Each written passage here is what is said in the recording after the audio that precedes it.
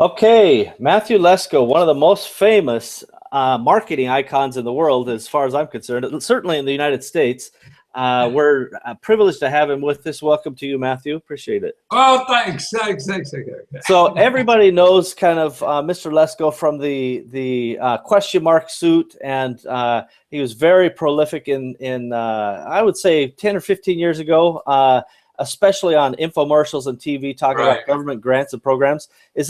That's kind of where people would most know you from in your books, of course. Probably, yeah. I mean, it's infomercials. I mean, anything general media. I was doing talk shows, and actually now that Letterman's gone, I see all my old clips from Letterman talk shows are popping up on YouTube. Yeah, and it's funny to see me with black hair. Yeah.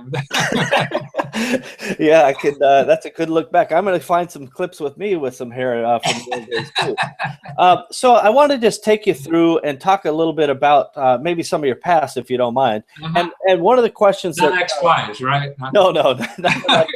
But one of the questions some of the guys in our group asked was, what was your first job? When you came up, what was the first job that you did?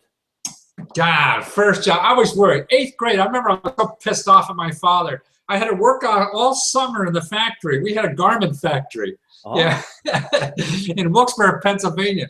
8th grade, man. I mean, I was making a ton of money for that time, but I hated going to work. So, all my friends were at the swimming pool, and I had to go to this stinky factory every day work.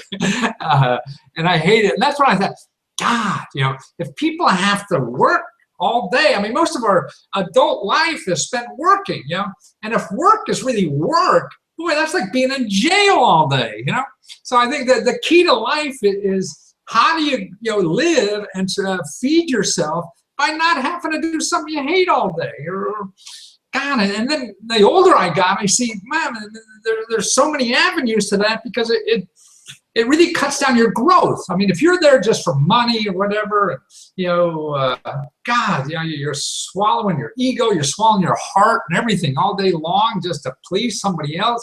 And then somebody else has control of your life, too. And that creates anxiety, I think, over time, if somebody else controls you versus you. And so you die. Well, yeah, I'm sure I'm preaching to the choir, but well, those shitty jobs I had, man, I never want to work for anybody. And then when I got out of college, I'd work for somebody. I'd work at retail or offices. I actually had a computer business. I went in the Navy.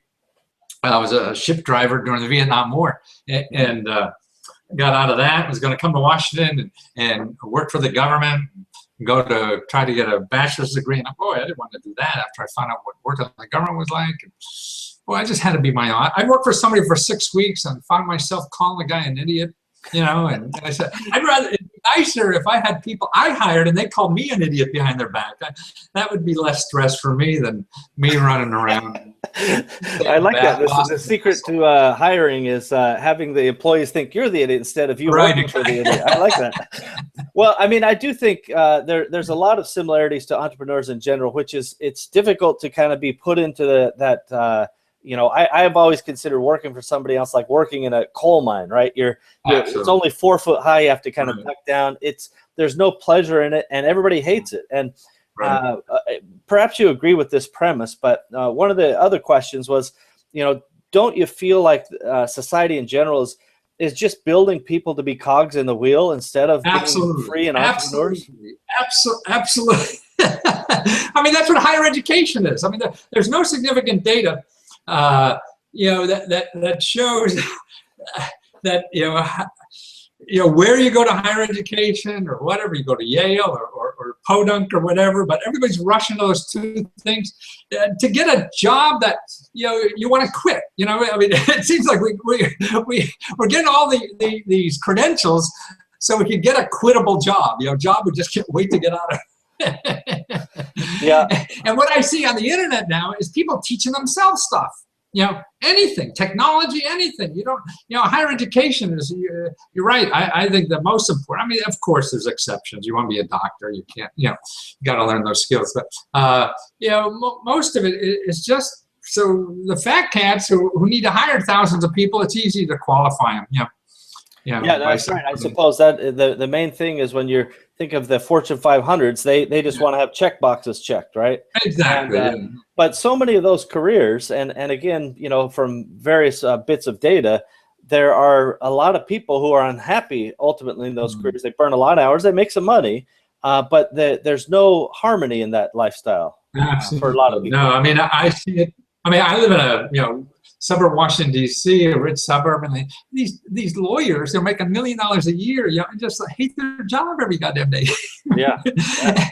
What a waste of talent. What a waste to the world. You know, I mean, and also what they're doing, are holding that job for somebody who really wants it, you know, because we get sucked into doing something, you know. So that's why, to me, I think we just stop the world. Everybody, you know, it's like musical chairs. Stop, and everybody runs to the job they really want, because you're holding somebody else's job, you know, who really would kill for that job. But yeah, it's very fascinating how, because I think a lot of how, you know, your move through high school and college and so forth, your move towards not what you love or your passion, it's kind of just what you may have been good at, or, you know, what maybe your family wants you to do. So, you know, my philosophy, and I've shared this with you before, but, you know, I believe the world needs more entrepreneurs. And so tell me today, you know, or as you transition from your, you know, experience trying to work for the government and you started your own business, what do you consider your first big break? You know,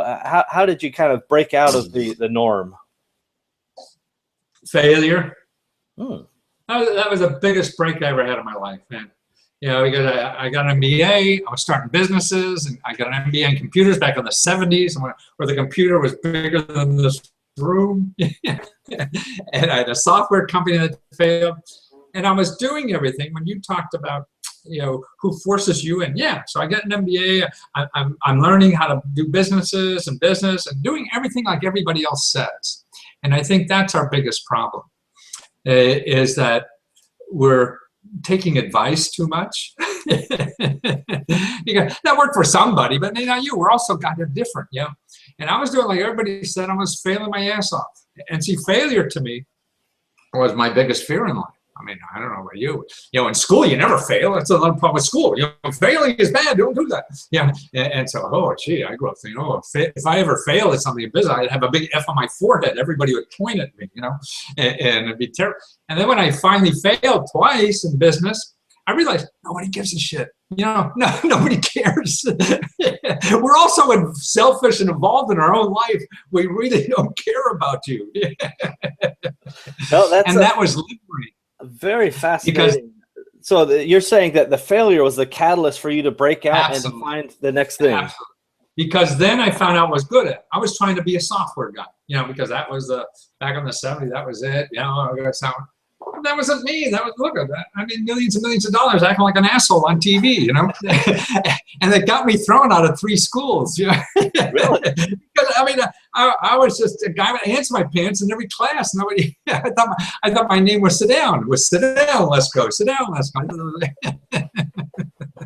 Well, that's I definitely you know, I actually to some of the members of my group yesterday, I wrote an email that said, you know, fail fast, and it's critical to your success. And I essentially agree that you've got to keep making decisions and keep moving forward. So that's fascinating. So as you think about today, you know, compared to when you got your big break, or when you really broke out in business and kind of hit the big time, what do you see as the differences between then and now? Well, there were more, all the established systems, particularly marketing and selling, which is really what business is all about to me. I mean, you know, you could list 1,000 things about business. You know, you need a lawyer. You know, I think all that is bullshit. The only thing that's important to do is getting a customer. Everything else is detail. So if any other consultant comes up to you, or a lawyer or accounting, and tells you how important something is, you really have to ignore it until you have so much business you don't know what the hell to do with it, and you're trying to manage it. But until you get to that point, screw everything else. You have very little time in your life or in the day, and you have to concentrate on what I call the critical success factors of your business. And that is getting a customer. So you can't be sitting a half-hour meeting, you know, designing a fucking business card or whatever it is, or meeting with a board of directors, and most of those people aren't going to get you customers, you know, and it's just getting a customer. And what's different between systems were established, you know, how things were sold in this country and everything, they evolved, you know, and peaked in the 90s or 2000s or whatever, and now we're developing all new systems. So nothing in the past works. So if anybody's giving you advice over 40, man, forget it. Because they're relying on something that once worked, you know, and it doesn't anymore. The poor people, you know, like my age, yeah, we're trying to make that work again. It works so well, but it won't, you know.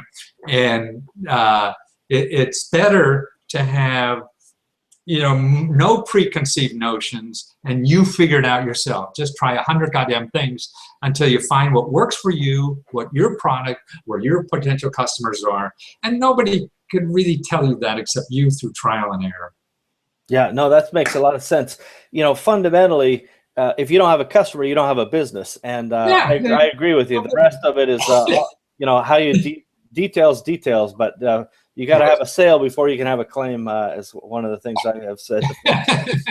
So in this world of, you know, kind of Uber and Fiverr and Airbnb and so forth, you know, isn't it, do you agree with my premise that, gosh, there's so much opportunity out there, the crowdfunding, the shareable economy? I mean, isn't this a great time to be alive? Absolutely, absolutely. In my days, I want to sell something. We had to get a store. We had to invest a couple $100,000 in a store. Now I invest $20 on a website, you know, and I'm in business. And then plus, what's neat, you know, and then to get traffic, you would have to make some big deal with a mall, a shopping mall that would cost you hundreds of thousands of dollars to get in some big traffic shopping mall. Now on the web, like Amazon, get on there, man, that's the biggest shopping mall in the world.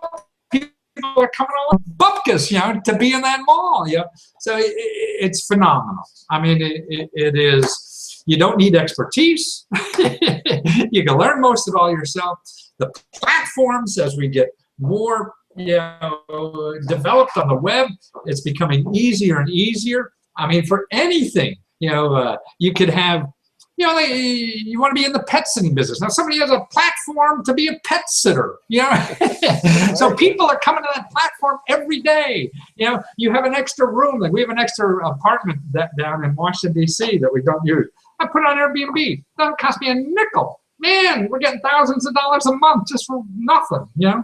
I'm not doing any marketing even. They're doing all the marketing. You know, it's phenomenal. Yeah, like never before. It really is amazing. You know, whether it's the Airbnb or the Fiverr, you know, you can do little spot jobs, right. Or Amazon, which is a big deal for the folks in my group. You know, these guys are starting their businesses on Amazon. They're making their own private labels, and they're taking the product where the customers are, right? Which is a big part of that. What advice do you have for these guys? They're just starting out. You know, many of them are probably a little nervous. They're afraid of failure. Any general advice? Yeah, quit now before it really hurts. No, I mean, you got nothing to lose to them. So what? You know, I mean, it is.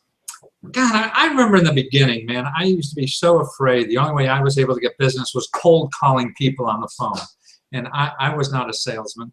So it was something, I mean, people see me as the biggest huckster in the world now, but truthfully, when I got out of college, I could never be a salesman. I said, I could never sell anything. You know, I could never do that, because selling to me was something somebody else didn't want. And you had to convince them and push their buttons and all that kind of stuff. And so if the name of the game is selling, then the way to eliminate selling and be a better salesman is just, you have to believe in what the hell you're doing. I don't sell. You see me on that infomercial, I believe in this shit so much, man. I'm not selling. I mean, you don't want, I'll get on and talk to you. I'll throw the book away. You don't need this. You know?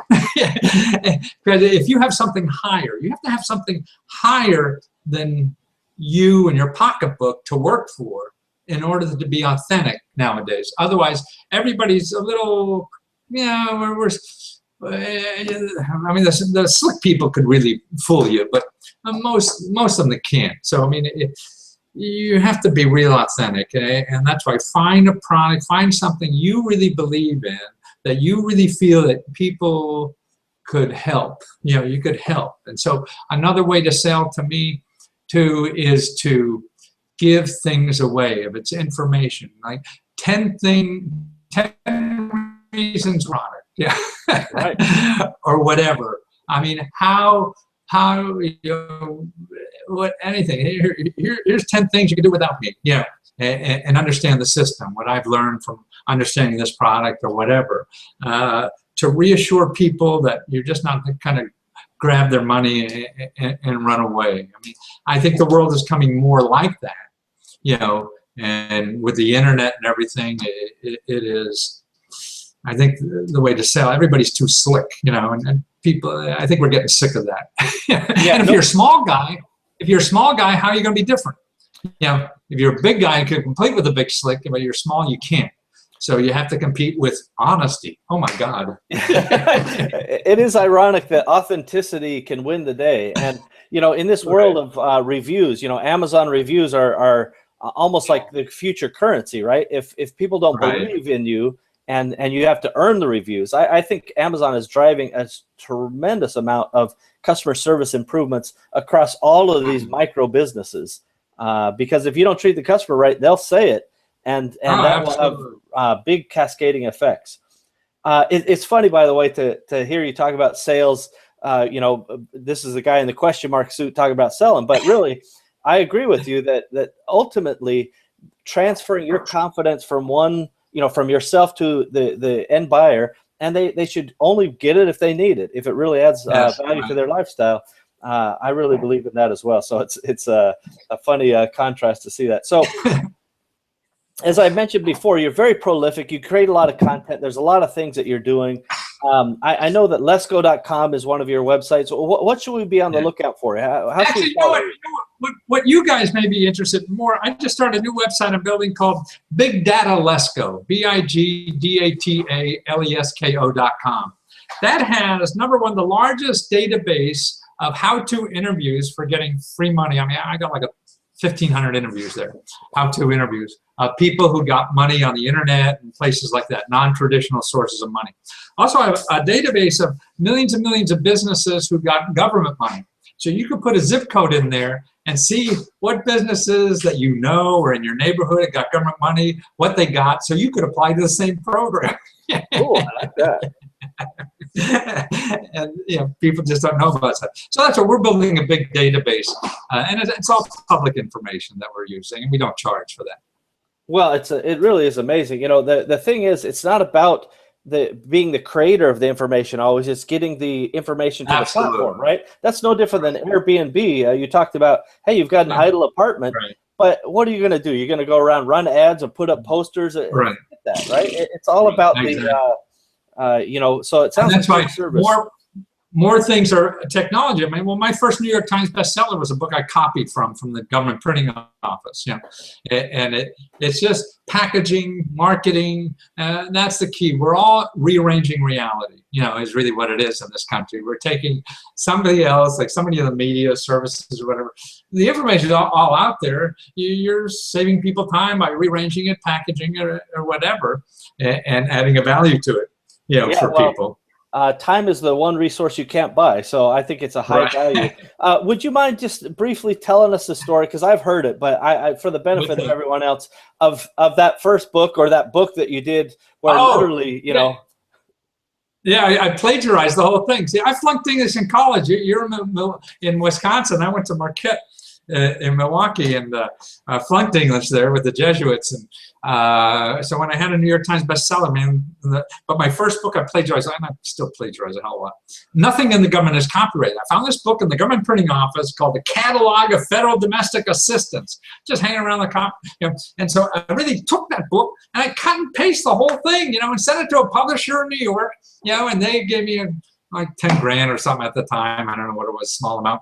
And then I wanted to tell people about this so much. And so then I got on talk shows, figured out how to do that. I feel like a fool on talk shows. And actually my parents didn't admit I was their kid for the first 10 years on television. I acted so crazy.